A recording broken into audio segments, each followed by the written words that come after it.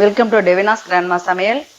இன்றைக்கி டெவினாஸ் கிராண்ட்மா சமையலில் ரொம்ப ஸ்பைசியான கறி சுவையில் எக் மசாலா கிரேவி எப்படி செய்யலான்னு பார்க்கலாம். இது வந்துட்டு சப்பாத்திக்கு, பரோட்டாவுக்கு, வெஜ்ஜு புலாவுக்கு, இல்லை புலாவுக்கு எல்லாத்துக்குமே ரொம்ப நல்லாயிருக்கும். சைட் டிஷ்ஷாக நம்ம சாப்பிட்றதுக்கு.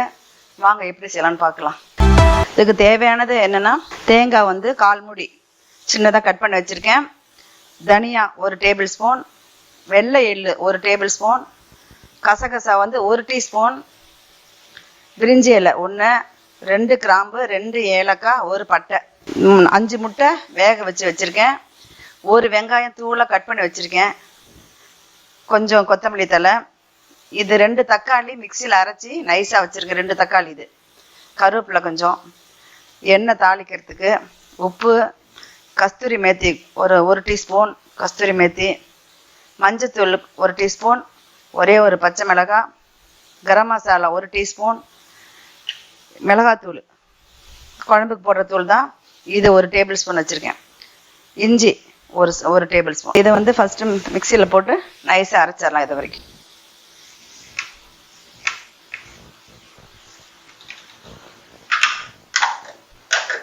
மசாலா அரைச்சி எடுத்துகிட்டு வந்தாச்சு. இப்போ அடுப்பு பற்ற வச்சிடலாம்.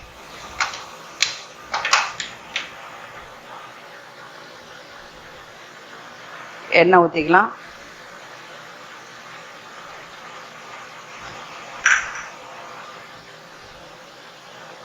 எண்ணெய் கொஞ்சம் காயட்டும். எண்ணெய் லேசாக காஞ்சிருச்சு. இதில் கொஞ்சம் மிளகாத்தூள் போட்டுக்கலாம்.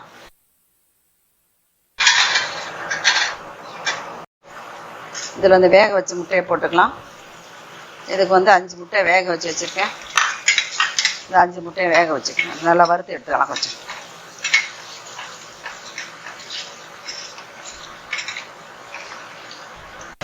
2 நிமிஷம் வச்சு இதை எடுத்துடலாம்.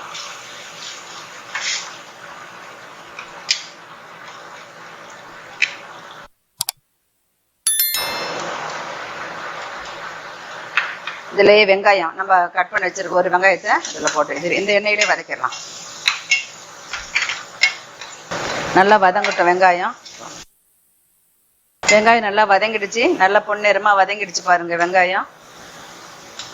இப்போ அது இஞ்சி பூண்டு பேஸ்ட்டு இதை போட்டு வதக்கலாம்.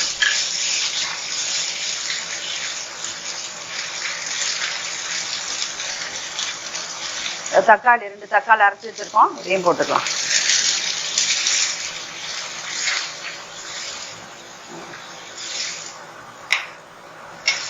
இதே நல்லா வதங்கிட்டு கொஞ்சம். இப்போ மிக்சியில் அரைச்சி வச்சுருக்கோம் பாருங்க. இதையும் போட்டுக்கலாம். அரைச்சி வச்சதையும் போட்டு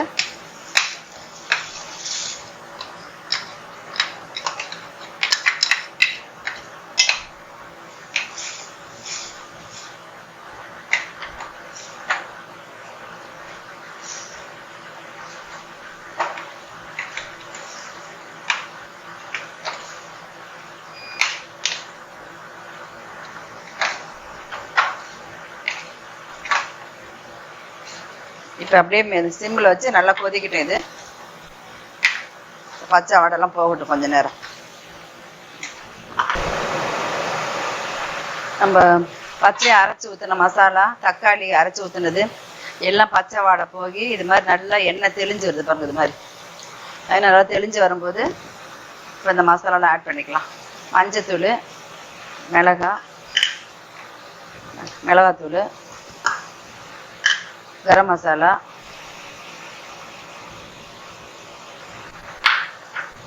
உப்பு, தேவையான உப்பு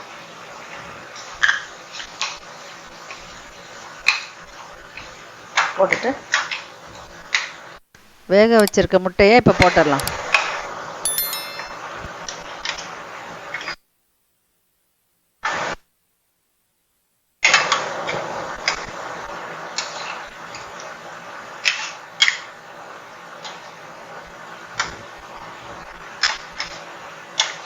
எக்கையும் போட்டுட்டு இதில் அந்த மிக்சி ஜார் அரைச்சி ஊற்றணும் பாருங்க. அந்த தண்ணி கொஞ்சம் ஊற்றி நல்லா ஒரு 10 மினிட்ஸ் ஸ்லோவிலே அப்படியே ஸ்லோ ஃப்ளேமில் 10 மினிட்ஸ் அப்படியே பாயில் ஆகட்டும். அப்படியே சுண்டட்டும் கொஞ்சம். மூடி வச்சிடும். அவ்வளோதான், 10 நிமிஷம் பொறுத்து ஆஃப் பண்ணிடணும்.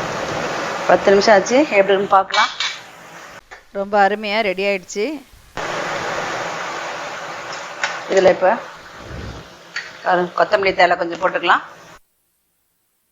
கருவேப்பிலை கொஞ்சம், கஸ்தூரி மேத்தி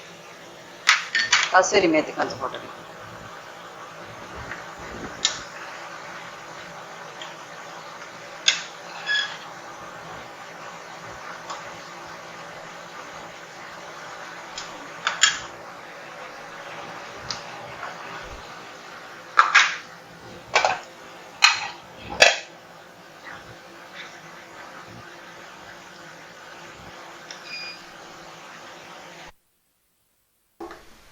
வெளியே டூர் போகிற மாதிரி இருந்தால் நம்ம எடுத்துகிட்டு போயிடலாம். இதை ஒரு நாள் ஃபுல்லாக கெடாது, நல்லாயிருக்கும்.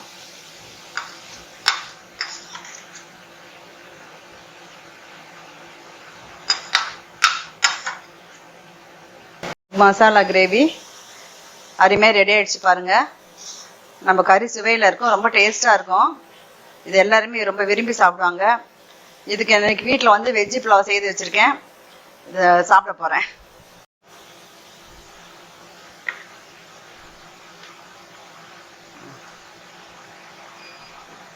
இது மாதிரி கொஞ்சம் கிரேவி, ஒரு எக்கு இதை வச்சுட்டு இந்த வெஜ்ஜி புலாவும் இதுவும் கொஞ்சம் டேஸ்ட் பண்ணி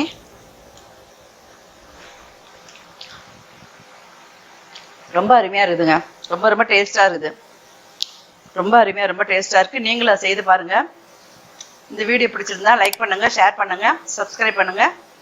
தேங்க்யூ ஃபார் வாட்சிங்.